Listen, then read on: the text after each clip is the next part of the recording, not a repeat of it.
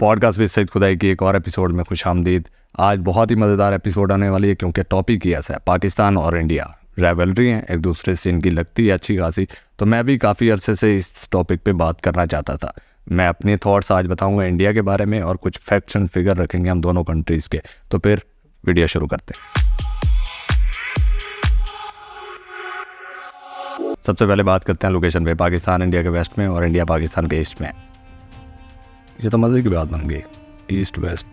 खैर, पाकिस्तान को जो बॉर्डर लगते हैं उसमें अफगानिस्तान, चाइना, इंडिया और ईरान, जबकि इंडिया को जो बॉर्डर लगते हैं उसमें नेपाल, भूटान, बांग्लादेश, म्यांमार, चाइना। दोनों मुल्कों की अगर आज़ादी की बात मैं करता हूँ तो पाकिस्तान और इंडिया दोनों ने ब्रिटिश रूल से आज़ादी हासिल की थी। पाकिस्तान 14 अगस्त 1947 जबकि इंडिया 15 अगस्त 1947 को आज़ाद हुआ था। पाकिस्तान इस्लाम के नाम पे बना था, इसीलिए पाकिस्तान में 95% लोग मुस्लिम हैं और 5% ऐसे लोग हैं जो दूसरे मज़हब से ताल्लुक़ रखते हैं, जैसे क्रिश्चियनिटी, सिख, हिंदू। और अगर मैं इंडिया की बात करता हूँ तो इंडिया एक सेकुलर स्टेट है और वहाँ पे बहुत ज़्यादा मज़ाहिब पाए जाते हैं, जैसे मुस्लिम बहुत ज़्यादा हैं वहाँ पे, हिंदू बहुत ज़्यादा हैं, क्रिश्चियनिटी बहुत ज़्यादा है वहाँ पे, और भी बहुत सारे ऐसे मज़हब हैं जो वहाँ पे पाए जाते हैं। पाकिस्तान की कौमी ज़बान उर्दू है जो बहुत ज़्यादा बोली जाती है, मतलब मेजॉरिटी जो हमारी है वो उर्दू ज़बान ही बोलती है। इसके अलावा और भी काफ़ी ज़बानें हैं पर उर्दू सबसे ज़्यादा बोली जाती है। लेकिन अगर हम इंडिया की बात करते हैं तो इंडिया के अंदर हिंदी उनकी ऑफिशियल लैंग्वेज है, जबकि इंग्लिश बहुत ज़्यादा बोली जाती है और इसके अलावा 21 ऐसी ज़बानें हैं जो बोली जाती हैं इंडिया के अंदर, जो बहुत ज़्यादा है पाकिस्तान से। और अगर हम दोनों की गवर्नमेंट पे बात करते हैं तो दोनों का जो गवर्नमेंट चलाने का तरीका है वो पार्लियामेंट्री निज़ाम है। दोनों का ही घिसा पिटा जो अंग्रेज़ छोड़ कर गए थे वही निज़ाम दोनों तरफ चल रहा है। तो दोनों ये सिमिलैरिटीज़ हैं, क्योंकि पार्लियामेंट्री निज़ाम में होता ये कि MNA MPs होते हैं, तो MNA MPs बहुत ज़्यादा करप्शन भी करते हैं।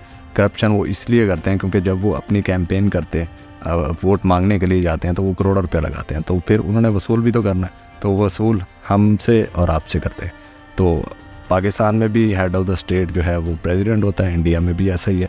पाकिस्तान में हेड ऑफ़ द गवर्नमेंट होता है PM और इंडिया में भी प्राइम मिनिस्टर ही होता है। पाकिस्तान का कैपिटल सिटी इस्लामाबाद है, जो पहले कराची हुआ करता था, लेकिन फिर कराची से इसको शिफ्ट करके इस्लामाबाद कर दिया गया था। मतलब नाम नहीं चेंज हुआ था, शहर ही चेंज कर दिया गया था। जबकि इंडिया का न्यू दिल्ली है। अगर हम दोनों के न्यूक्लियर वेपन्स पे बात करते हैं तो दोनों न्यूक्लियर स्टेट है और दोनों के पास अच्छे खासे न्यूक्लियर वेपन्स हैं।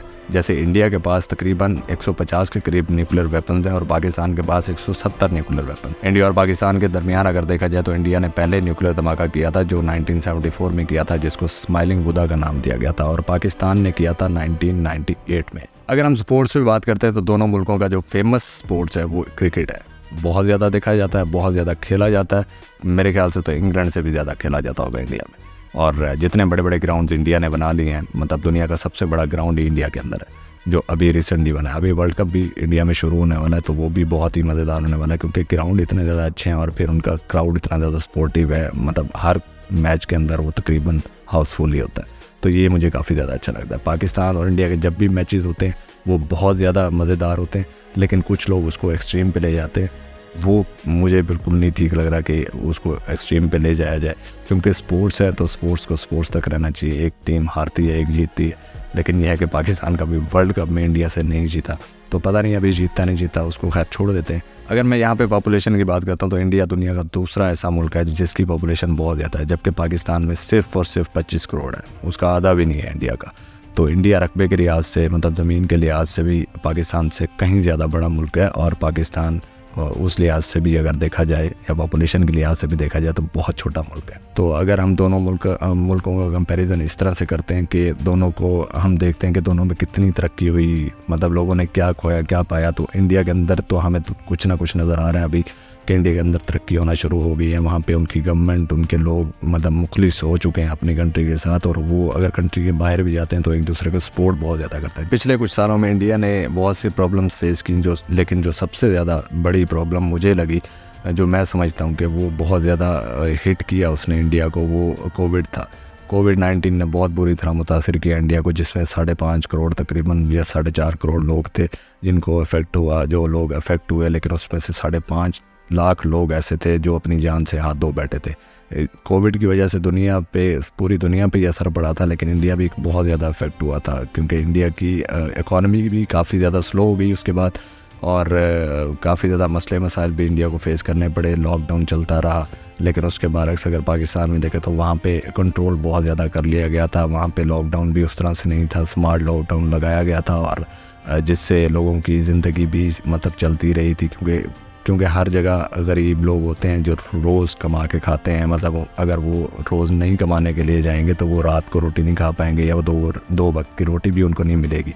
तो पाकिस्तान ने इन चीज़ों का ख्याल करके स्मार्ट लॉकडाउन किया था। उन लोगों के लिए लॉकडाउन बिल्कुल भी नहीं था जो मजदूरी करते थे, जिनको एक दो वक्त की रोटी के लिए रोज़ कमाना पड़ता था। मैं दोनों कंट्रीज़ पे एक ही साथ अब बात करूँगा, क्योंकि इस तरह से वीडियो काफ़ी ज़्यादा लंबी हो जाएगी और फिर आपको देखने में मज़ा भी नहीं आएगा। तो मैं सीधी और साफ बात करता हूँ कि इंडिया की जो अनएम्प्लॉयमेंट रेट है वो बहुत ज़्यादा हो गया था, बहुत ज़्यादा अभी भी है। बहुत से लोग बाहर जा रहे हैं, इन्फ्लेशन रेट बहुत ज़्यादा है पाकिस्तान का, उससे इंडिया से भी बहुत ज़्यादा है। पाकिस्तान में अभी 2023 के अंदर तकरीबन 36% पे चला गया था, 36.4% था मेरे ख्याल से। लेकिन उससे पहले एक महीना पहले, मतलब ये अप्रैल की मैं आपको बता रहा हूँ, लेकिन मार्च के अंदर अगर हम देखें तो पाकिस्तान का इन्फ्लेशन रेट था 35.4%, जो बढ़ के अप्रैल में हो गया था 36.4%। तो इन्फ्लेशन रेट बहुत ज़्यादा था पाकिस्तान का, अभी भी है। लोग बाहर निकल रहे हैं क्योंकि कंट्री में कुछ ऐसा उनको फ्यूचर नज़र नहीं आ रहा, जिसकी वजह से पढ़े लिखे लोग बाहर निकल रहे हैं, उनको जॉब्स भी नहीं मिल रही। इंडिया में भी काफ़ी ज़्यादा ये प्रॉब्लम है कि उनको जॉब्स में मसले मसाइल आ रहे हैं। तो इंडियंस भी तकरीबन दूसरी कंट्रीज़ में हर जगह है, जिस कंट्री में जाओ इंडियंस तो आपको लाजमी मिलेंगे। तो काफ़ी अच्छा भी लगता है, इंडियंस काफ़ी वहाँ पे सपोर्टिव भी होते हैं। वहाँ पे जितने भी लोगों से मेरी बात हुई उन्होंने भी यही बोला कि इंडियंस काफ़ी ज़्यादा सपोर्टिव हैं। पाकिस्तानी भी होते हैं लेकिन ज़्यादातर लोग नहीं होते। इंडिया के एग्रीकल्चर पे अगर मैं बात करता हूँ तो किसानों को वहाँ बहुत ज़्यादा मसले मसाइल फ़ेस करना पड़ रहे थे। उनकी ज़मीनों के कुछ मसले मसाइल थे जिस पे उनके ट्रेंड्स भी चल रहे थे किसानों के, और उनके सॉन्ग्स भी आ रहे थे। तो वो चीज़ें हमारे न्यूज़ पे भी चलती रही, हमने भी वो चीज़ें देखी। तो किसानों के साथ काफ़ी ज़्यादा वहाँ पे मतलब इंडिया के अंदर ज़्यादतियाँ हुई या जैसा भी हुई, वो तो बेसिकली जो अंदर की रिपोर्ट है वो तो आप लोग ज़्यादा बेहतर जानते होंगे। लेकिन जो हमने सुना कि किसानों के साथ बहुत ज़्यादा ज़्यादती होती रही है, लेकिन पाकिस्तान में भी कोई उनको सोने के चम्मच नहीं दिए गए या उनको सोने की चारपाई नहीं दी गई सोने के लिए। पाकिस्तान में भी ऐसा है, हालांकि पाकिस्तान का जो नहरी निज़ाम है वो दुनिया का सबसे बड़ा नहरी निज़ाम है। ऐसा निज़ाम कहीं भी नहीं है, जितनी नहरें पाकिस्तान में बनी हुई हैं ऐसा निज़ाम कहीं भी नहीं है। पाकिस्तान में हर जगह नहर के ज़रिए पानी जा सकता है जो गवर्नमेंट दे सकती है, लेकिन हर साल पाकिस्तान का पानी बहुत ज़्यादा वेस्ट होता है, क्योंकि जब इंडिया के डैम फिल होते हैं तो इंडिया ने साफ ज़रा पानी छोड़ना है, उन्होंने अपने डैम तो नहीं तोड़वाने। तो वो अपना पानी जब छोड़ते हैं तो पाकिस्तान के पास ऐसा कोई रिज़र्व है ही नहीं कि पाकिस्तान वो पानी सेव कर ले। लेकिन जब रिज़र्व नहीं है तो साफ ज़रा फिर सैलाब आते हैं और सैलाब की वजह से बहुत ज़्यादा नुकसान होता है, और होता भी किसानों का है, क्योंकि शहरों के अंदर तो पानी को वैसे एंट्री नहीं होने दिया जाता। तो इस वजह से किसानों को ही नुकसान होता है, उनकी फसलें तबाह हो जाती हैं, जिसकी वजह से मसले मसाइल खड़े होते हैं, खुराक के भी मसले मसाइल हो जाते हैं फिर, और चीज़ों के रेट काफ़ी ज़्यादा हाई हो जाते हैं। इंडिया में भी काफ़ी ज़्यादा चीज़ों के रेट हाई हैं, जैसे मतलब आम रूटीन की जो चीज़ें होती है, सब्ज़ी वगैरह और भी काफ़ी चीज़ें इंडिया में भी काफ़ी हाई हैं। लेकिन पाकिस्तान में उसकी कदर अगर उसको देखा जाए तो पाकिस्तान में बहुत ज़्यादा हाई है, क्योंकि इंडिया और पाकिस्तान की करेंसी में भी काफ़ी ज़्यादा फ़र्क आ चुका है इस टाइम। पिछले 1 साल के अंदर इंडिया और पाकिस्तान की करेंसी तकरीबन पहले होता था इंडिया का 1 रुपये और पाकिस्तान के 2 रुपये बनते थे, पर अब पाकिस्तान का तकरीबन 3.5 रुपये बनते हैं। इंडिया का अगर 1 रुपया है तो पाकिस्तान के 3.5 रुपये बनते हैं। खैर इंडिया से हम क्या ही इस चीज़ पे मुकाबला कर सकते हैं, मतलब पाकिस्तान क्या मुकाबला कर सकता है, जबकि बांग्लादेश ही पाकिस्तान से बहुत ऊपर चला गया। बांग्लादेश की इंडस्ट्री पाकिस्तान से बहुत ज़्यादा ऊपर चली गई। यहाँ के जितने भी इंडस्ट्रियल्स थे वो उन्होंने तकरीबन अपनी फैक्ट्रीज़ बांग्लादेश के अंदर बना ली हैं और यहाँ से शिफ्ट हो गए। तो कहने की बात यह है कि हमें कुछ सोचना पड़ेगा। हमारी दोनों तरफ फ्लॉज हैं, मसले मसाइल हैं, तो एक दूसरे से वैसे आजकल की जो यूथ है वो नहीं चाहती, वो मतलब इन चीज़ों से बाहर निकल चुकी है। वो ये नहीं कहते कि हमने लड़ना है, या वो ये नहीं कहते कि जंग होनी चाहिए, वो इस तरह नहीं कहते। वो कहते हैं कि दोनों कंट्रीज सुकून से रहें। अभी इंडिया का हमने देखा था कि उन्होंने तीसरी बार कोशिश की चांद पे शटल भेजने की। अभी तीसरी बार उनकी कोशिश अभी मतलब गई तो है, अभी पता नहीं है कि वो पहुंची कि नहीं पहुंची। वो तो जब पहुंचेगी तो इंडिया मतलब न्यूज़ में आ जाएगा।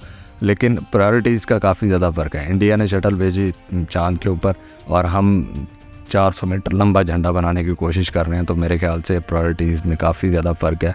और अब यूथ इस चीज़ पे टिकती नहीं है कि मतलब हमें ये चीज़ें नहीं चाहिए, हमें मुल्क ठीक चाहिए। ये था मेरा आज का पॉडकास्ट। उम्मीद करता हूँ आप सब लोगों को अच्छा लगा होगा। ये बेसिकली मेरी अपनी बातें थी, मेरी अपनी थॉट्स थी जो मैंने आपसे शेयर की। तो किसी को अगर इससे कोई इख्तलाफ है या किसी को अच्छी नहीं लगी तो उसके लिए मैं पहले से माफ़ी मांगता हूँ, क्योंकि ये थॉट्स मेरी अपनी है। मैं कुछ भी बोल सकता हूँ, मैं कुछ भी सोच सकता हूँ, किसी की सोच पे पाबंदी नहीं हो सकती है।